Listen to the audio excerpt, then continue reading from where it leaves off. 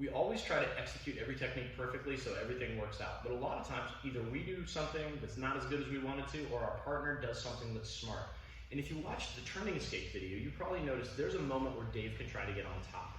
Now, one thing I want to say about that, the back is the worst position in jiu-jitsu. And when you think about the positional ladder, your partner on your back is the worst thing ever.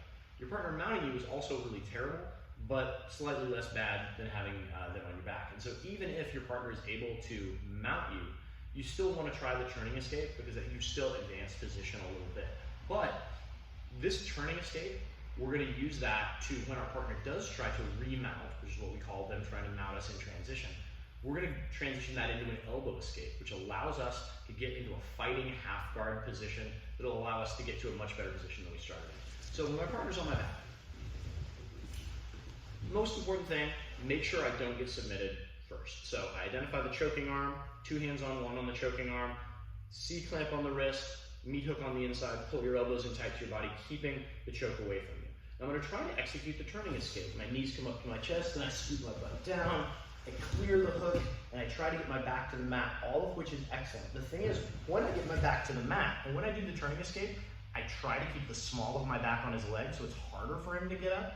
But realistically, Dave's hips are a little higher than mine, and what he can do, and just please come up and mount me, he's going to take this heel connected to my hip, and he's just going to come up to the mat, right? This is a thing that's very common.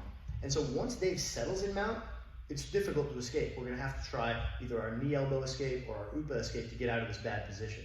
But if we're aware that that transition can happen, what we're going to do is we're going to hit that elbow escape in transition before he can settle his hips. Once he settles his hips and he secures them out, it's a very difficult position to get out of.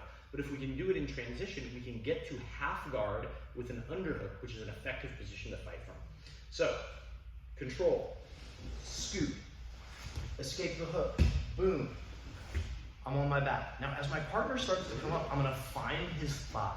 I'm gonna post on his knee and his thigh, post my feet on the mat. So as he tries to come up, his hips are light, and I'm gonna hip out. As I hip out, notice that I have what's called half guard. One leg inside draping, and one leg outside.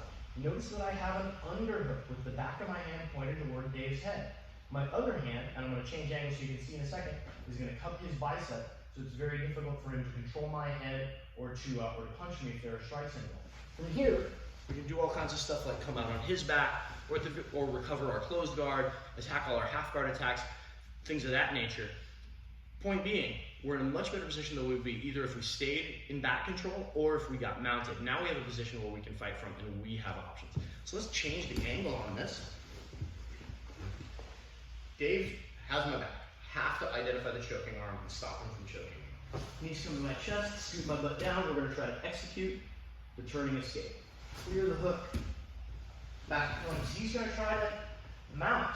I find his hip, I find his knee, scoop my hips out. And I have the underhook.